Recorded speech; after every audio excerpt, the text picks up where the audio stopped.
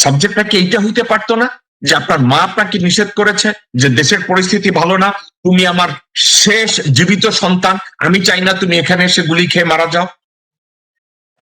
অর্থ কি জানেন? আপনার চারপাশে যাদেরকে আপনি রেখেছেন এরা আপনার বোঝা, এরা আপনার বার্ডেন।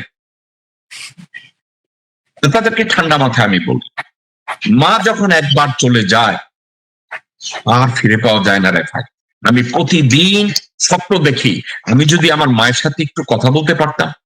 আমি প্রতি রাতে ঘুমানোর আগে আমি আল্লাহ আল্লাহ করি স্বপ্নে যদি আমার মাকে একটু দেখতাম। আর সেই মা আপনার জীবিত আছে, আপনি বলছেন আপনি সিদ্ধান্ত নিতে পারছেন না। আর একটা কথা, আমার ধারণা আপনি পলিটিক্যাল অ্যাসাইলামের জন্য আপনি দেশে যাচ্ছেন না, এবং তার চেয়েও আরো কয়েকটা বিষয় আমি বলি। আপনি বিএনপির অনেক নেতাকে আপনি ভয় পান। গোরখতক আব্বাস আপনাকে ইন্টারমিডিয়েট করে, এবং আব্বাসের খুনিদের আপনি প্রচন্ড ভাবে ভয় পান। আপনি ফালুকেও ভয় পান, মোসাদ্দেক ফালুক, এবং ফালুর ভাই নুরুকেও আপনি ভয় পান। আপনি আব্দুল আউয়াল মিন্টুকে ভয় পান, আপনি আমানুল্লাহ আমানকে ভয় পান, আপনি সাদেক হোসেন খোকা ছেলে ইশরাককে পর্যন্ত আপনি ভয় পান। কেন ভয় পান জানেন? তারা সবাই আপনাকে জয় বাংলা করে দিতে পারে। আপনি নিজে চিন্তা করেন, আমার মাকে হাজতে ঢুকাইছে একটা লোককে আমি রাস্তায় নামাইতে পারি নাই, আমি গেলে আমার তো ঠ্যাং ভেঙে দিব। আর্মি আমার 5টা ভাঙ্গা দিছে, আমার শরীরের 10টা হাত ভাঙ্গা দিছে, এবার দেশে গেলে আমার গলা কাটবে। কিন্তু ডক্টর নওশাদের কথাটাকে আমি অ্যাভয়েড করতে পারিনি। একটা মানুষ যখন কঠিন অবস্থার মধ্যে পড়ে, হার্ডশিপের মধ্যে থাকে তখন সে ভালো সিদ্ধান্ত নেয়, কিন্তু চাপের মধ্যে থেকে আপনি সিদ্ধান্ত নেয়ার মতো পরিপক্ক রাজনীতিবিদ হিসাবে আপনি গড়ে উঠেন নাই। আমার কষ্ট লাগে, আপনার মা মারা যাচ্ছে, আপনার মা আমার মা, মা তো মা। তার মা কে যদি আমি কম্পেয়ার করি অন্য কোনো মায়ের সাথে ভুল হবে। আপনার মা বাংলাদেশের ইতিহাসের বহু কিছুর সাক্ষী। আপনার মা বাংলাদেশের রাষ্ট্রীয়ভাবে বহু গোপনীয়তা ওনার মাথায় আছে, ওনার মনে আছে, ওনার ব্রেইনে আছে, ওনার সফলতা আছে, ওনার ব্যর্থতা আছে, ওনার অদূরদর্শিতা আছে। সবকিছুর মধ্যে বাংলাদেশের জনগণ ওনার মধ্যে এমন কিছু দেখেছে যেখানে দেশপ্রেম দেখেছে। ওই দেশপ্রেমটার জন্য আপনার মাকে নিয়ে আমার কথা বলি। আপনি নিজে তারেক রহমান চিন্তা করে দেখেন, আপনার বাবার নাম যদি জিয়াউর রহমান না হতো, আপনার মায়ের নাম যদি বেগম খালেদা জিয়া না হতো, আপনাকে নিয়ে কেউ কথা বলতো না। সর্বশেষ আমি একটা কথা বলবো, আপনি এখনো বিএনপির আনপ্যারালাল লিডার। আপনার জন্য আমার প্রেসক্রিপশন, আমি জানি আমার এই প্রেসক্রিপশন শুনে ডক্টর নওশাদ গোসা করবে, ইঞ্জিনিয়ার জিয়া গোসা করবে, অ্যাডভোকেট মামুন গোসা করবে, কিন্তু তারপরে আপনার জন্য আমার প্রেসক্রিপশন, আপনি এখনো বিএনপির আনপ্যারালাল লিডার। আপনি হচ্ছেন বাংলাদেশ জাতীয়তাবাদী দলের গ্লু। এই দলটাকে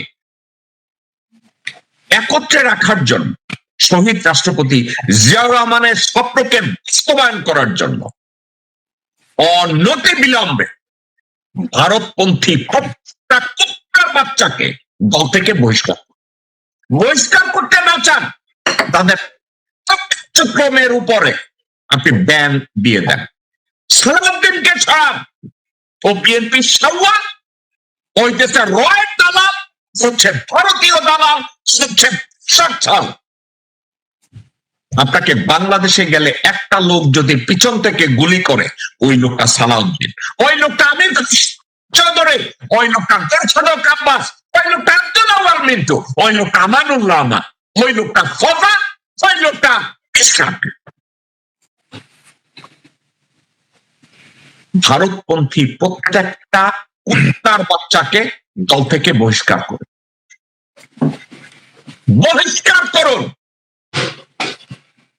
আর একটা কাজ করুন, আপনি নিজে আপনার স্পিচ রাইটার পরিবর্তন করে নিজে বলেন যে ভারতের সম্প্রসারণবাদের যে কোনো নীতিকে বিএনপি গ্রহণ করবে না। ভারতের পিছনে কোন প্রকার বরদাস্ত বিএনপি করবে না। আপনি যদি একটা 10 মিনিটের ভাষণ দেন, পুরা বিএনপি আপনার পিছনে দাঁড়িয়ে যাবে। আপনি যদি গোরখদক আব্বাসকে দল থেকে লাথি মেরে বের করে দেন, ও মধ্যেও নেরিকুত্তা হয়ে যাবে। কারণ ওর যদি বিএনপির নেতৃত্ব না থাকে, পরিবহন ব্যবসার থেকে সে লাথি খাবে। যদি এই মুহূর্তে আপনি বহিষ্কার করেন, ও কেরানীগঞ্জে মাইর খায়া আন্দোলনের নিচে ঢুকা যাবে। আপনি যদি আব্দুল আউয়াল মিন্টুকে আজকে বিএনপি থেকে বহিষ্কার করেন, ওদের কোনো অস্তিত্ব থাকবে না। আপনার হাতে অনেক ক্ষমতা, আপনি শুধু ডিক্লার করে দেন যে আপনি ওরে ওরে ওরে ওরে বহিষ্কার করলেন।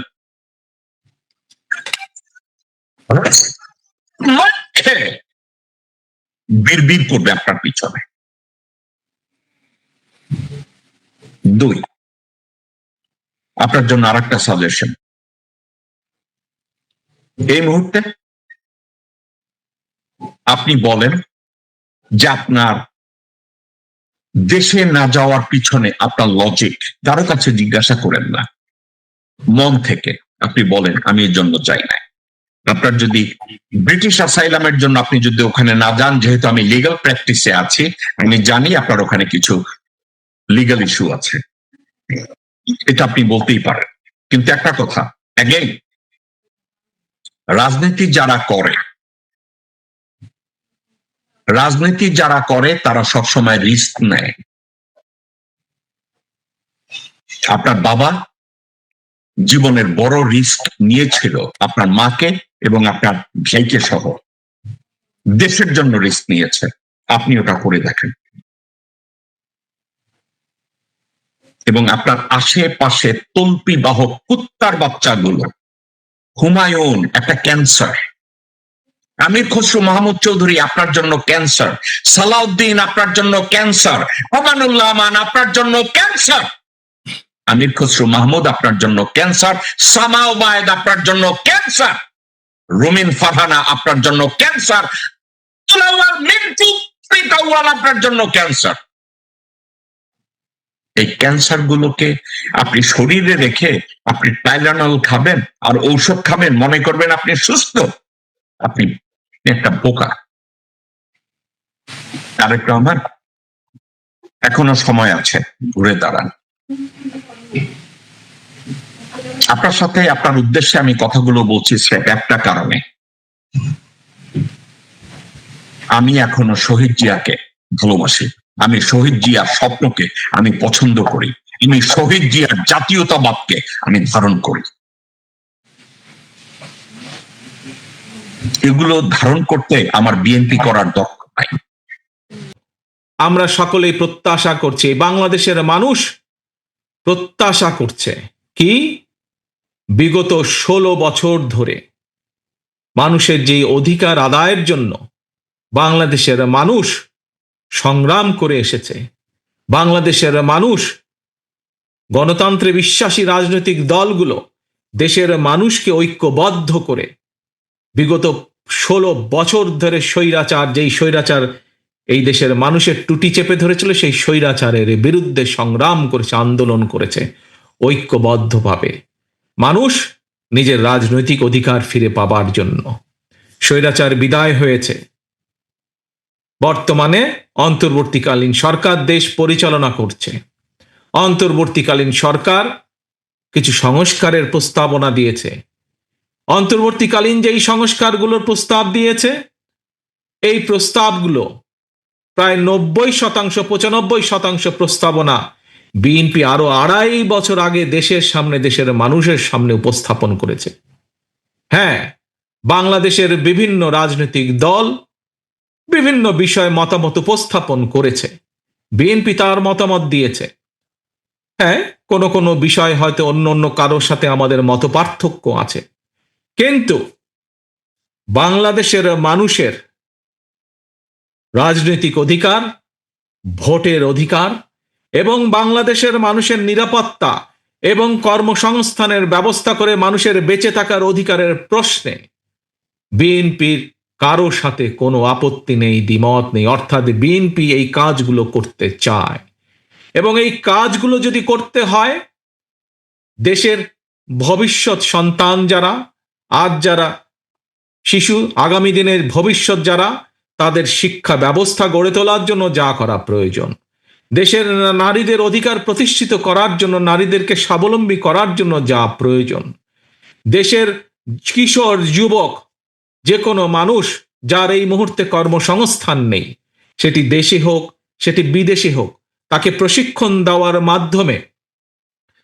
তাকে স্কিল একজন শ্রমিক হিসেবে গড়ে তুলে তার কর্মসংস্থানের ব্যবস্থা করা, ছোট ছোট উদ্যোক্তা যারা, তাদেরকে সহযোগিতার মাধ্যমে তাদের সেই উদ্যোক্তাকে সফল করা, কৃষকের পাশে গিয়ে দাঁড়ানো, কৃষককে সঠিক সময় তার সার, বীজ, কীটনাশক সরবরাহের প্রস্তুতি গ্রহণ করা, মানুষের চিকিৎসা যেটি মানুষের জন্মগত অধিকার, সেই অধিকার সেই গ্রামের মানুষ থেকে শুরু করে শহরের মানুষ প্রত্যেকে যাতে সেই সুবিধা পায়, এই কাজগুলোকে যদি আমাদের সম্পাদন করতে হয়, তাহলে অবশ্যই জনগণের রায়,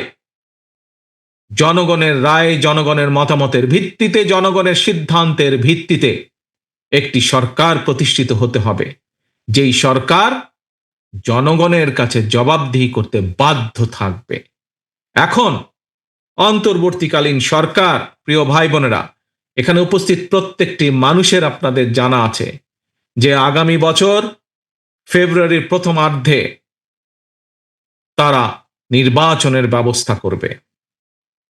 প্রিয় ভাই বোনেরা, ওই যে ফেব্রুয়ারি মাস, এই মাসে যে নির্বাচনটি হবে, এই নির্বাচনে যদি আমাদের যে 31 দফা, আমাদের যেই কথাগুলো যা সংক্ষেপে আপনাদের সামনে মাত্র তুলে ধরলাম, এইগুলোর পক্ষে যদি রায়, জনগণের রায় নিয়ে আসতে হয়, তাহলে দলের সদস্য হিসাবে উপস্থিত আছেন, দলের সমর্থক হিসাবে উপস্থিত আছেন, সেটি বিএনপি হোক, সেটি যুব দল হোক, স্বেচ্ছাসেবক দল হোক, ছাত্র দল হোক, মহিলা দল হোক, আইনজীবী দল হোক, তাঁতি দল হোক, অর্থাৎ এক কথায় ধানের শীষে যে কটি মানুষ উপস্থিত আছেন, এবং সমগ্র বাংলাদেশে ধানের শীষের যে কয়জন নেতা কর্মী আজও বেঁচে আছে, আজও গণতন্ত্রকে প্রতিষ্ঠিত করতে চায়, আমাদের সামনে একটি লক্ষ্য থাকতে হবে।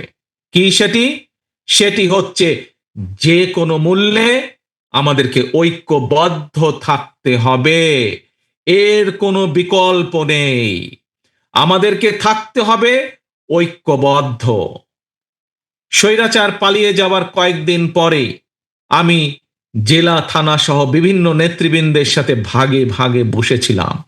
আপনাদের অনেকেই সেদিন সেই মিটিংয়ে উপস্থিত ছিলেন।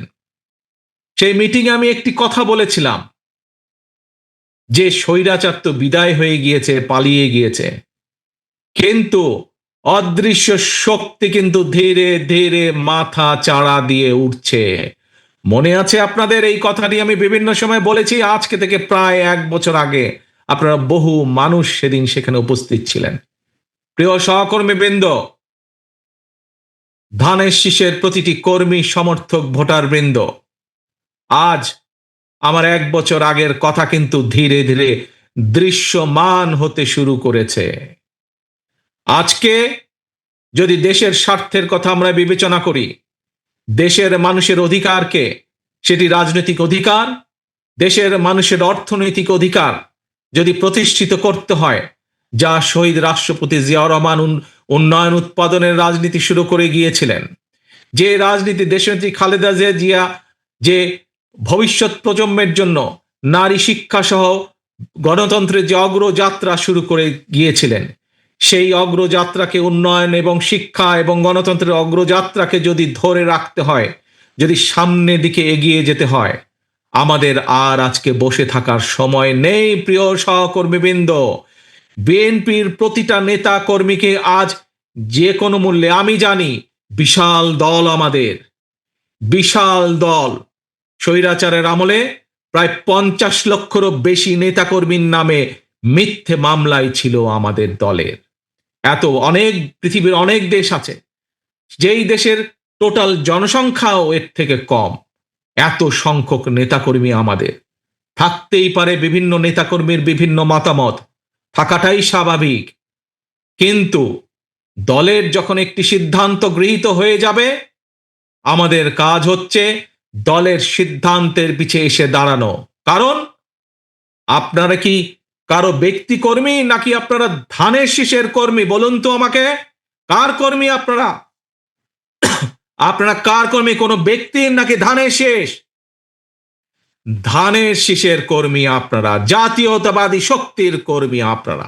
কাজেই জাতীয়তাবাদী শক্তি ধানের শীষের পক্ষ থেকে যখন একটি সিদ্ধান্ত হয়ে যাবে, প্রিয় সহকর্মীবৃন্দ, আমাদের প্রত্যেকটি মানুষের দায়িত্ব হচ্ছে, যারা আমরা দেশনেত্রী খালেদা জিয়া, যারা আমরা শহীদ রাষ্ট্রপতি জিয়া রহমানের রাজনৈতিক আদর্শে বিশ্বাস করি, আমাদের প্রত্যেকের দায়িত্ব হবে সেই সিদ্ধান্তকে যে কোনো মূল্যে বাস্তবায়ন করা। এবং আজকে যেমন আপনারা সকলে ঐক্যবদ্ধভাবে এই সম্মেলনকে আপনারা সফল করলেন, আমরা যদি আগামী ফেব্রুয়ারি মাস পর্যন্ত প্রত্যেকটি নেতা কর্মী এরকম ইস্পাতের মতন ঐক্যবদ্ধ থাকতে পারি, তাহলে আজ যেমন একটি সফল সম্মেলন অনুষ্ঠিত হলো, ইনশাল্লাহ আমরা একটি সফল জনরায় আমাদের পক্ষে আনতে সক্ষম হব, প্রিয় সহকর্মীবৃন্দ।